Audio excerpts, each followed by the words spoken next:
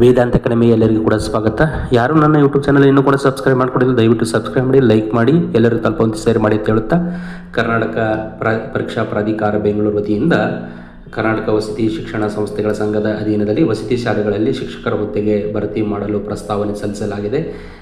ಎಲ್ಲೆಲ್ಲಿ ಅಂತಂತಂದರೆ, ಈಗಾಗಲೇ ಮೊರಾರ್ಜಿ ದೇಸಾಯಿ, ಕಿತ್ತೂರು ರಾಣಿ ಚೆನ್ನಮ್ಮ, ಅಟಲ್ ಬಿಹಾರಿ ವಾಜಪೇಯಿ, ಶ್ರೀಮತಿ ಇಂದಿರಾ ಗಾಂಧಿ, ಡಾಕ್ಟರ್ BR ಅಂಬೇಡ್ಕರ್ ವಸತಿ ಶಾಲೆಗಳಲ್ಲಿ ಉಳಿಕೆ ಒಂದದ ಮೂಲದಲ್ಲಿ ಖಾಲಿಯಿರುವಂತಹ ಶಿಕ್ಷಕರ ಹುದ್ದೆಗೆ ನೇರ ನೇಮಕಾತಿಯನ್ನು ಕರೆದಿದ್ದಾರೆ. ಒಟ್ಟಾರೆಯಾಗಿ 767 ಪೋಸ್ಟ್ಗಳಿರುವಂಥದ್ದು. ಕನ್ನಡ ಭಾಷೆಗೆ 103, ಆಂಗ್ಲ ಭಾಷೆಗೆ 108, ಹಿಂದಿ ಭಾಷೆಗೆ 55, ಗಣಿತ ಭಾಷೆಗೆ ಗಣಿತ ವಿಷಯಕ್ಕೆ 103, ವಿಜ್ಞಾನ ವಿಷಯಕ್ಕೆ 106, ಈಗ ಸಮಾಜ ವಿಜ್ಞಾನಕ್ಕೆ 154 ಪೋಸ್ಟ್ಗಳಿವೆ. ಗಣಕಯಂತ್ರ ಶಿಕ್ಷಕರು 57 ಪೋಸ್ಟ್ಗಳಿವೆ. ದೈಹಿಕ ಶಿಕ್ಷಣಕ್ಕೆ 81 ಪೋಸ್ಟ್ಗಳಿವೆ. ಒಟ್ಟಾರೆಯಾಗಿ 767 ಪೋಸ್ಟ್ಗಳನ್ನು ನಾವು ಇಲ್ಲಿ ನೋಡುವಂಥದ್ದು. ಇದರೊಳಗೆ 725 ಪೋಸ್ಟ್ಗಳಿದ್ವು. ಅದರ ಜೊತೆಗೆ ಹಿಂದೆ ನಡೆದಂತಹ ಒಂದು ಪರೀಕ್ಷೆಯಲ್ಲಿ ಖಾಲಿ ಇರುವಂತಹ, ಅಂದರೆ ತುಂಬಿಕೊಳ್ಳೇ ಇರುವಂತಹ ಉಳಿದಿರುವಂತಹ ಹುದ್ದೆಗಳ ಸಂಖ್ಯೆ 42. ಒಟ್ಟಾರೆಯಾಗಿ 767 ಹುದ್ದೆಗಳನ್ನು ಕರೆದಿದ್ದಾರೆ. ಇದಕ್ಕೆ ಶೈಕ್ಷಣಿಕ ಅರ್ಹತೆಯನ್ನು ನಾವು ನೋಡಿದಾಗ, ಈ ಒಂದು ನಾನು ಹೇಳ್ತೀನಿ, ಆ ಥರ ಎಲ್ಲವೂ ವಿಷಯಗಳಲ್ಲಿ ನೀವು ನೋಟಿಫಿಕೇಷನನ್ನು ನೋಡ್ಕೋಬೋದು. ಒಂದೇನಪ್ಪ ಅಂತಂದರೆ, ಕನ್ನಡ ಭಾಷಾ ಶಿಕ್ಷಕರದ್ದು ಒಂದು ಹೇಳ್ತೀನಿ. ಅಂದರೆ ಇಲ್ಲಿ ಮಾನ್ಯತೆ ಪಡೆದಂತಹ ವಿಶ್ವವಿದ್ಯಾಲಯ ಕನ್ನಡ ಭಾಷೆಯಲ್ಲಿ ಒಂದು ವಿಷಯವನ್ನು ಐಚ್ಛಿಕವಾಗಿ ಓದಿ ಕಲಾ ವಿಭಾಗದಲ್ಲಿ ಸ್ನಾತಕೋತ್ತರ ಪದವಿಯನ್ನು ಪಡೆದಿರಬೇಕು, ಅಥವಾ ಅಭ್ಯರ್ಥಿಗಳು ಕರ್ನಾಟಕ ರಾಜ್ಯ ಪ್ರೌಢ ಶಿಕ್ಷಣ ಮಂಡಳಿ ಬೆಂಗಳೂರು ಇವರು ನಡೆಸುವಂಥ 4 ವರ್ಷಗಳ ಒಂದು ಕನ್ನಡದ ಪಂಡಿತರ ಕೋರ್ಸ್ನಲ್ಲಿ ಉತ್ತೀರ್ಣರಾಗಬೇಕು, ಮತ್ತು ಮಾನ್ಯತೆ ಪಡೆದಂತಹ ವಿಶ್ವವಿದ್ಯಾಲಯದಲ್ಲಿ ಕನ್ನಡ BEd ಪದವಿಯನ್ನು ಪಡೆದಿರಬೇಕು. ಅಂದರೆ B.Ed ಕಂಪಲ್ಸರಿ ಇರ್ತದೆ ಅಂತ ಹೇಳಿದ್ದಾರೆ. ಓಕೆ.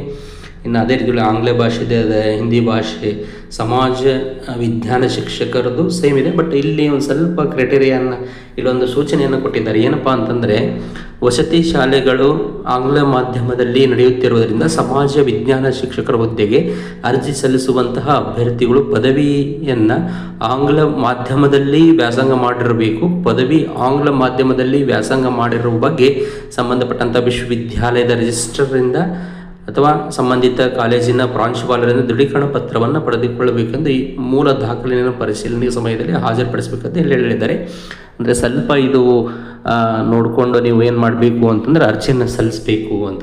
ಇನ್ನು ಇದಕ್ಕಿಂತ ಹೆಚ್ಚುವರಿ ಒಂದು ಅರ್ಹತೆಗಳು ಏನೇನದಾವ ಅಂತಂದರೆ, ಈಗಾಗಲೇ ಗೊತ್ತಿರೋ ಹಾಗೆ ಏನಪ್ಪ ಅಂದ್ರೆ, ನಿಮಗೆ 1ರಿಂದ 6ನೇ ಶಿಕ್ಷಕರ ಹುದ್ದೆಗೆ ಕನ್ನಡ ಆಗಿರ್ಬೋದು, ಆಂಗ್ಲ ಭಾಷೆ ಆಗಿರ್ಬೋದು, ಹಿಂದಿ, ವಿಜ್ಞಾನ ಶಿಕ್ಷಕರು, ಗಣಿತ ಶಿಕ್ಷಕರು, ಸಮಾಜ ವಿಜ್ಞಾನ ಶಿಕ್ಷಕರು, ಇವುಗಳಲ್ಲಿ ಏನಪ್ಪ ಅಂತಂದರೆ ಕರ್ನಾಟಕ ಪ್ರಾಥಮಿಕ ಹಾಗೂ ಪ್ರೌಢ ಶಿಕ್ಷಣ ಇಲಾಖೆ ನಡೆಸುವಂತಹ ಕರ್ನಾಟಕದ ಶಿಕ್ಷಕರ ಅರ್ಹತಾ ಪರೀಕ್ಷೆ TET ಪೇಪರ್ 2 ಅಥವಾ CTET ಕೇಂದ್ರೀಯ ಮಾಧ್ಯಮ ಶಿಕ್ಷಣ ಮಂಡಳಿ ನಡೆಸುವಂತಹ ಕೇಂದ್ರ ಶಿಕ್ಷಕರ ಅರ್ಹತಾ ಪರೀಕ್ಷೆಯಲ್ಲಿ ಅರ್ಹತೆಯನ್ನು ತೆಗೆದುಕೊಂಡವರು ಮಾತ್ರನೇ ಈ ಒಂದು ಹುದ್ದೆಗೆ ಎಲಿಜಿಬಲ್ ಇರ್ತಾರೆ ಅಂತ. ಇದನ್ನು ನೋಡ್ಕೊಂಡು ನೀವೇನು ಮಾಡಬೇಕು ಅಂತಂದ್ರೆ ಅರ್ಜಿಯನ್ನು ಸಲ್ಲಿಸ್ರಿ.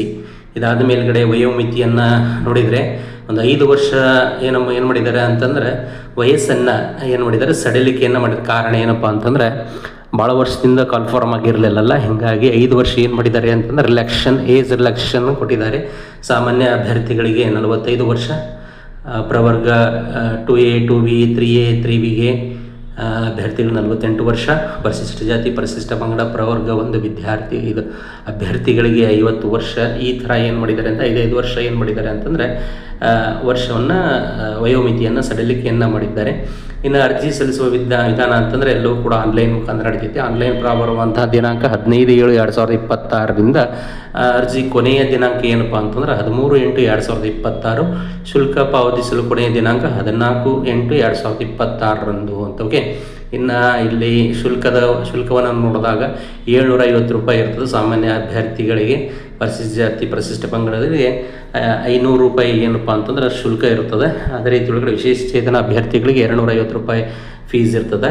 ಇನ್ನು ಒಂದು ಸರಿ ಏನಾರು ಇಲ್ಲಿ ನೀವು ತುಂಬಿಟ್ರಿ ಅಂತ ಮತ್ತೆ ಅದನ್ನು ಅಮೌಂಟನ್ನು ಒಳ್ಳೆ ಕೊಡೋದಿಲ್ಲ ಅಂತಂದು ಸೂಚನೆಯನ್ನು ಹಾಕಿದರೆ, ಅದರ ಜೊತೆಗೆ ಇಲ್ಲಿ ಪ್ರಶ್ನೆ ಪತ್ರಿಕೆ ನಾವು ನೋಡಿದಾಗ ಒಟ್ಟಾರೆಯಾಗಿ 2 ಪೇಪರ್ಗಳಿರ್ತವೆ. 1ನೇ ಪೇಪರ್ ಜನರಲ್ ಪೇಪರ್, ಅಲ್ಲಿ 100 ಅಂಕಗಳಿಗೆ 100 ಪ್ರಶ್ನೆಗಳಿಗೆ 100 ಅಂಕಗಳಿರ್ತವೆ.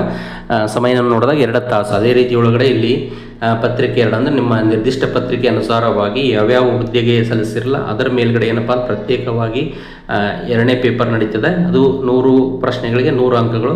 ಇದು ಕೂಡ ಏನಪ್ಪ ಅಂತಂದರೆ 2 ಗಂಟೆಗೆ ಸಂಬಂಧಿಸಿದಂಥದ್ದು ಅಂತ. ಓಕೆ, ಇಷ್ಟು ಒಟ್ಟಾರೆಯಾಗಿ ಏನಪ್ಪ ಅಂತಂತಂದರೆ ಈಗ ಕ್ರೈಸ್ಪತಿಯಿಂದ ಏನು ಮಾಡಿದ್ದಾರೆ ಅಂತಂದರೆ ಕಾಲ್ ಫಾರ್ಮನ್ನು ಮಾಡಿದ್ದಾರೆ. ಹೀಗಾಗಿ ಇದನ್ನು ಸರಿಯಾಗಿ ಓದ್ಕೊಂಡು ನೀವೇನು ಮಾಡಬೇಕು ಅಂತಂದ್ರೆ ಅರ್ಜಿಯನ್ನು ಸಲ್ಲಿಸಬೇಕು ಅಂತ ಹೇಳ್ತಾ ಮತ್ತೊಂದು ವಿಡಿಯೋದೊಳಗಡೆ ಹೊಸ ವಿಷಯದೊಳಗಡೆ ಮತ್ತೆ ಭೇಟಿಯಾಗೋಣ. ಎಲ್ಲರಿಗೂ ಕೂಡ ಧನ್ಯವಾದಗಳು.